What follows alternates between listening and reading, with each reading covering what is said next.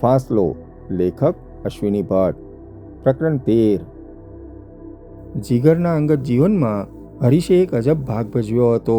વારંવાર તે વાત તેને યાદ આવતી હતી. તે જ્યારે હરીશને મળતો ત્યારે તેને એક અપરંપાર ઉમળકો આવતો. તેણે શારદાનું તર્પણ કર્યું હતું. સરપંચ જયરામનું મોત કદાચ અકસ્માતથી થવાનું નિર્માયું હશે, છતાં હરીશ જઈને તેની રહી સહી જીવવાની તક પથ્થર મારીને પૂરી કરી નાખી હતી. ગોવિંદ, ચંદન, અશોક વગેરે ભેગા થતા ત્યારે અવારનવાર જયરામના મોતની વાત નીકળતી અને તેના અંત વિશે સૌ આનંદ લેતા. જીગર પરોત પણ એ આનંદમાં સામેલ થતો.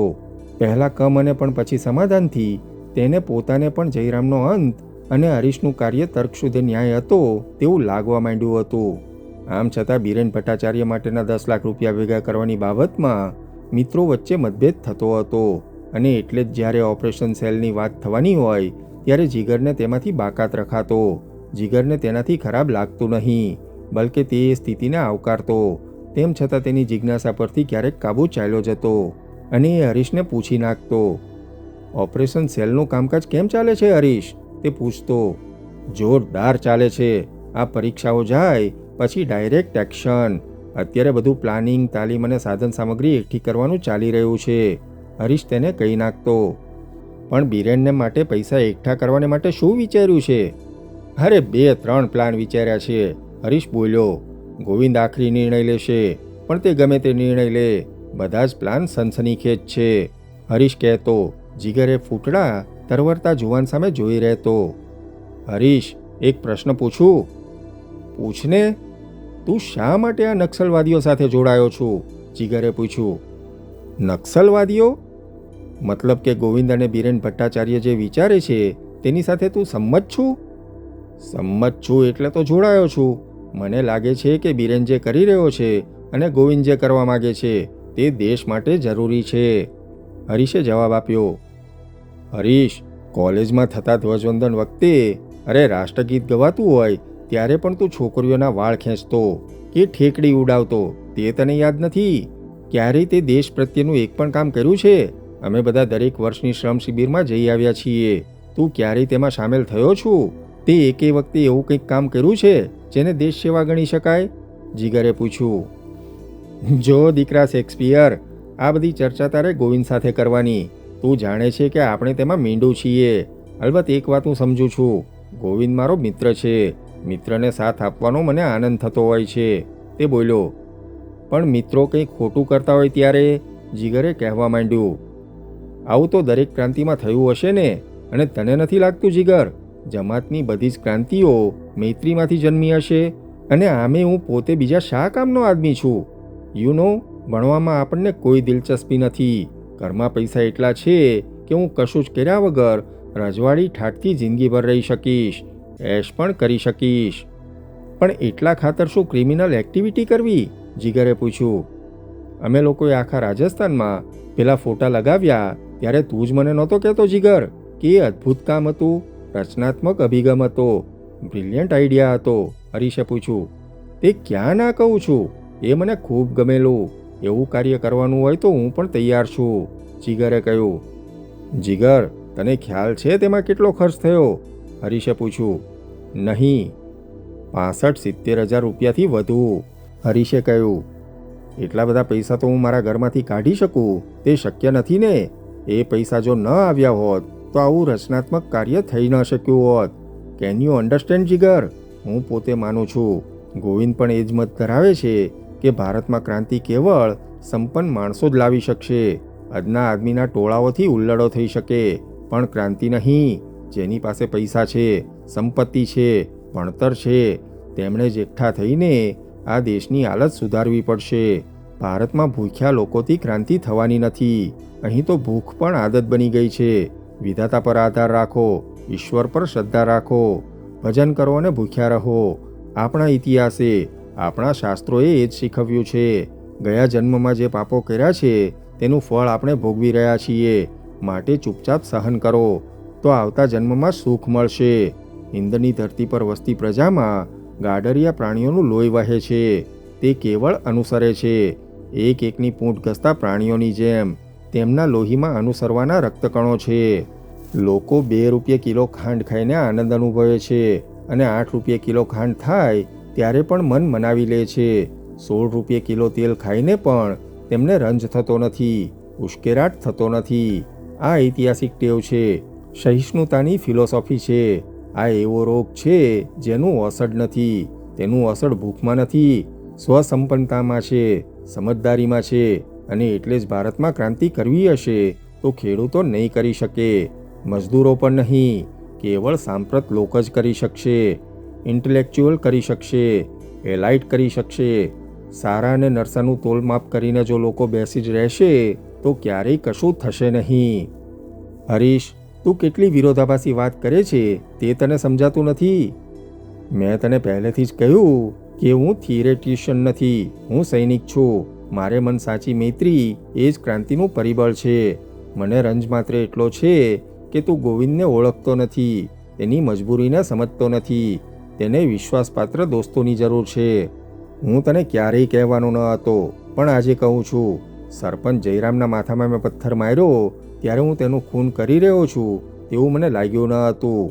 તે વખતે હું ન્યાય તોડતા કોઈ ન્યાયાધીશ જેટલો જ ગંભીર હતો, એટલો જ તટસ્થ હતો. અને એટલે જ આજે અને એ પળથી હું ગોવિંદને સમજી શકું છું. ગોવિંદમાં એટલું તાટસ્થ્ય છે. જ્યારે તું ક્રાઇમ અને ક્રાંતિ વચ્ચે અટવાયેલો છું, હું અટવાયેલો નથી. તે દિવસની રાત જીગરે ભારે અજંપામાં ગાળી હતી, આત્મમંથનમાં ગાળી હતી. હરીશ જેવો એક પ્લેબોય છોકરીઓની વાતો કરવાને બદલે કંઈક જુદી જ, કંઈક ગંભીર વાત કરતો હતો. હરીશ જૈનની વાતે જીગરને હચમચાવી નાખ્યો હતો. તે જેમ જેમ વિચારતો ગયો તેમ તેમ તેને લાગતું હતું કે તેની વાત સાચી હતી. દરેક સંબંધમાં સીમાઓ હોય છે, પણ મૈત્રીમાં નહીં. મૈત્રી તો અમાપ, અસીમ સંબંધ છે. તેમાં ક્યારેય ગણતરી નથી હોતી. હોય છે માત્ર કમિટમેન્ટ, સ્વેચ્છાએ સ્વીકારેલું કોઈ આચરણ, વચનબદ્ધતા. તેણે જગતભરમાં થયેલી ક્રાંતિઓ યાદ આવી. ફ્રેન્ચ રિવોલ્યુશન, ઓક્ટોબરની ક્રાંતિ, માઓની લોંગ માર્ચ, ગાંધીની દાંડી કૂચ. તાજના ત્રાજવેથી જોખવામાં આવે તો આ બધા સરિયામ ગુનાઓ હતા. લેનિન, સ્ટાલિન, માઓ, ગાંધી કે પછી ફેડરલ ક્રેસ્ટો એ સૌ ગુનેગાર હતા. પણ લોકમત અને જાગૃતિના તોલમાપમાં આ ગુનાઓ ન હતા, ક્રાંતિઓ હતી. ધરતીના બૂંદ બૂંદમાંથી, પ્રજાના પરસેવામાંથી ફૂટેલા રૌદ્રોની જેમ આ એક આવિષ્કાર હતો, જેનાથી રાજનીતિક કાયાપલટ થઈ. કચરાની સાફસૂફી હતી, સમાજની સફાઈ હતી. શું એ સમય આજે આવ્યો ન હતો? જીગરનો આત્મા તેને પૂછતો રહ્યો. આખી રાત તેના મગજમાં ઘણની માફક એ પ્રશ્ન ઠોકાતો રહ્યો. શું એ સમય આજે આવ્યો ન હતો? અને તેનો અવાજ પણ તેના અંતરમાં ગૂંજતો હતો. હા જીગર, હા, એ સમય આવ્યો હતો. તો પછી શું? હિંસા વગર, ક્રાંતિ વગર, જાન ફેશાની વગર શું આ કાયાપલટ, આ સામાજિક મોહરા ચીરી નાખવા શક્ય હતા? નહીં, શક્ય ન હતા. અને એટલે જ તેને ગોવિંદના શબ્દોમાં શ્રદ્ધા પેદા થવા માંડી હતી. બીજા દિવસે સાંજે તે ગોવિંદ ભંડારીને ત્યાં ગયો હતો. ગોવિંદ ઘરમાં ન હતો. અશોક શેખાવત રાબેતા મુજબ તેની વર્કશોપમાં કામ કરતો હતો. ગરાજના માળિયામાં બનાવેલી વર્કશોપમાંથી તે દાદરા ઉતરીને નીચે આવ્યો. વાહ શેક્સપિયર, આવ યાર, તે બોલ્યો. તે ઘડીભર નક્કી ન કરી શક્યો કે અશોકના અવાજમાં ઉમળકો હતો કે પૃચ્છા. ગોવિંદ નથી? જીગરે પ્રશ્ન કર્યો. અરે યાર, એ સોક્રેટિસનો બચ્ચો અકાળે અવસાન ન પામે તો મને કહેજે. આજે ક્યાંક બ્લડ ડોનેશન કેમ્પ છે, તે લોહી ઉઘરાવા ગયો છે. હું તેને રોજ કહું છું કે આ દેશના લોકો એકબીજાનું લોહી પીને જીવે છે, પછી સાચે સાચ લોહી ઉઘરાવાની જરૂર નથી. લિયો, શેખાવતને મિત્રો લિયો નામથી નવાજતા. મારે ગોવિંદનું ખાસ કામ હતું, આઈ મીન અંગત કામ. તો પછી મોડો આવજે અથવા રોકાઈ જા, એ પાછો જરૂર આવશે. ગોવિંદ એકાએક સંન્યાસી થઈને આ સંસાર છોડી જાય તેવું હું માનતો નથી. અને કંબક જો સાધુ થયો તોય જગતમાં આચાર્ય રજનીશની જેમ કંઈક ને કંઈક ઉપાધિ તો કરાવશે જ. તું મજાક જવા દે લિયો, તને ખબર નથી મારા પર કેટલી વીતી રહી છે તે, જીગરે કહ્યું. પૈસાની તકલીફ છે? અશોકે પૂછ્યું. તો ચિંતા ન કરતો, આજકાલ અમારી પાસે સોનાના ચરુ છે. સોનાના ચરુ એટલે? જીગરે પૂછ્યું. અશોકે જવાબ આપતા પહેલાં એક આંખ ઝીણી કરી. એ તને કહેવાય નહીં દીકરા, પણ તારે પૈસાની મુસીબત હોય તો મૂંઝાવું નહીં. શેખાવતે કહ્યું. જીગર એક ક્ષણભર તેની સામે જોઈ રહ્યો. નહીં લિયો, એવી કોઈ મૂંઝવણ નથી, જીગરે કહ્યું. તેને પોતાને ખ્યાલ આવતો ન હતો કે તેના મનની વાત તેણે કેવી રીતે રજૂ કરવી. અશોક, મને ખરેખર ગંભીર વિટંબણા થઈ છે. મને ચોક્કસ લાગે છે કે ગોવિંદ સાચો છે. તેની વાત સાચી છે. વેલ, ગઈકાલે રાત્રે હું સહેજ પણ ઊંઘી શક્યો નથી અને એટલે જ આજે હું ગોવિંદને કહેવા આવ્યો છું. Count me in. Ashok Shekhawat જીગરની સામે કંઈક આશ્ચર્યથી, કંઈક આનંદથી જોઈ રહ્યો. My God Jigar, count me in એટલે? અરે તું અંદર જ છું. કમબક સોક્રેટિસ સાચો પડ્યો, તે બોલ્યો. ગોવિંદને અશોક સોક્રેટિસ પણ કહેતો. સાચો પડ્યો એટલે? જીગરે આશ્ચર્યથી પૂછ્યું. ગોવિંદ કહેતો હતો કે જીગર આવશે જ. તેને ગજબની શ્રદ્ધા હતી. માય એન્જલ્સ, ગોવિંદનો બચ્ચો કહેતો જતો કે જીગરની નસોમાં ક્રાંતિનું લોહી ફરે છે. એવા લોહીવાળો માણસ દૂર ઊભો રહીને તમાશો જોવાનું પસંદ નહીં કરે. And he was right. બાકી અમે તો તારા નામનું નાઈ નાખ્યું હતું. સ્વાભાવિક છે લિયો, તું જાણે છે કે મને પરિણામો જેટલો જ પરિણામો મેળવવા માટેના સાધનોમાં રસ છે. કોઈ પણ સાધન દ્વારા સિદ્ધિ મેળવવાનો મને રસ નથી. દાખલા તરીકે ચોરી કરીને પાસ થવાની કે ઉત્તમ ગુણ મેળવવાની શક્યતા હોય તો પણ હું તેમ ન કરું. તેના કરતાં પરીક્ષામાં બેસું જ નહીં. પણ ગોવિંદની ફિલોસોફીમાં તેનો જવાબ છે, તેનો જવાબ છે, એકાએક શેખાવતે કહ્યું. પ્રશ્ન ચોરી કરીને પરીક્ષા આપવાનો નથી. પ્રશ્ન નાકામયાબ પરીક્ષકોને હટાવવાનો છે. આપણે ચર્ચા નથી કરવી. તું ગોવિંદને એટલું કહેજે, હું તેની પદ્ધતિઓ સાથે સંમત નથી, છતાં હું મૈત્રીની કિંમત ક્રાંતિથી વધુ મૂકું છું અને એટલે તેની સાથે જોડાયેલો છું, જીગરે કહ્યું. એ આદર્શવાદ હતો. મૈત્રી વિશેની આદર્શ સમજ હતી. જીગરે એક ડગલું ભર્યું હતું. તેને ખબર ન હતી કે બીજું ડગલું ઉદયપુર સેન્ટ્રલ જેલમાં ભરવાનું આવશે. ગોવિંદ ભંડારીનો પ્રથમ પ્લાન વિમાન હાઈજેક કરવાનો હતો. તે કેવળ બિરેન ભટ્ટાચાર્ય માટે પૈસા એકઠા કરવા માગતો ન હતો, પણ આખો દેશ ગળબળી ઉઠે તેવું કરીને પૈસા એકઠા કરવાના મતનો હતો. એ બાબતમાં ગંભીર ચર્ચા થઈ હતી, પણ બિરેને એ યોજના પર પાણી ફેરવ્યું હતું.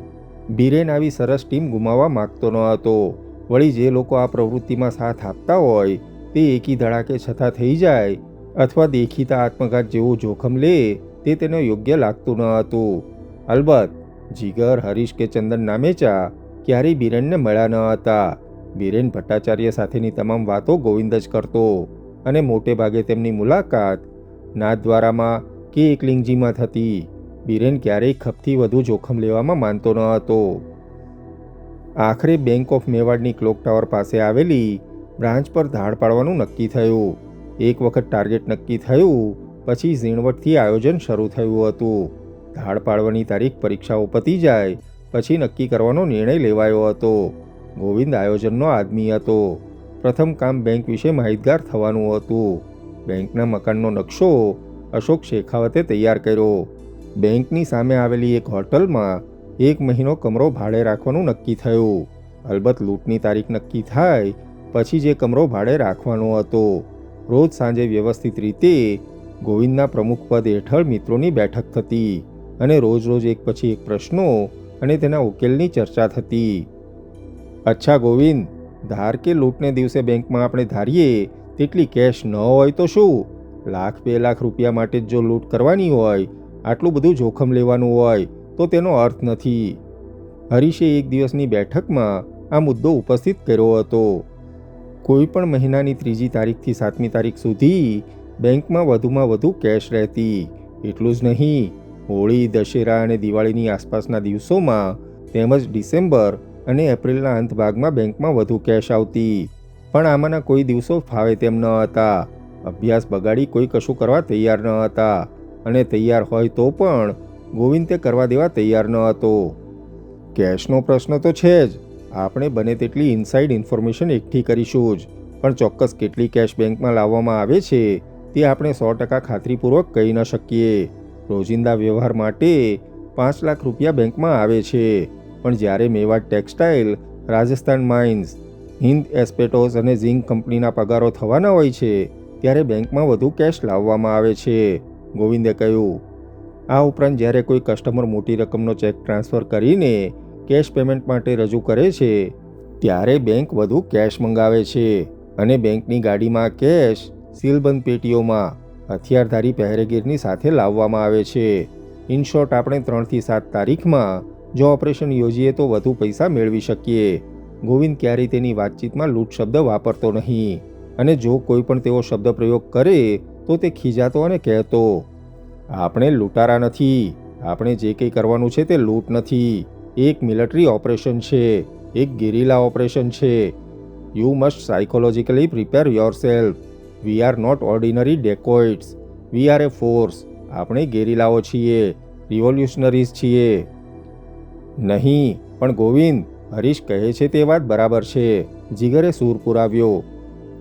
જો આપણને 8, 10 કે 15 લાખ રૂપિયા મળવાના ન હોય તો જિંદગી હોડમાં મૂકવાનો અર્થ નથી. એ જોખમ તો છે જ, તેનો કોઈ ઉપાય નથી સિવાય કે આપણે બીજી કોઈ બેંક પસંદ કરીએ, પણ તેમ કરવામાં વધુ જોખમ છે. ક્લોક ટાવર પાસેનો રસ્તો પહોળો છે. એટલું જ નહીં, પણ બેંકની 3 તરફ રસ્તા છે. આપણે ભાગવાની મોકળાશનો પ્રથમ વિચાર કરવાનો રહે છે. ગોવિંદે કહ્યું. બધાએ સાથે સંમત હતા.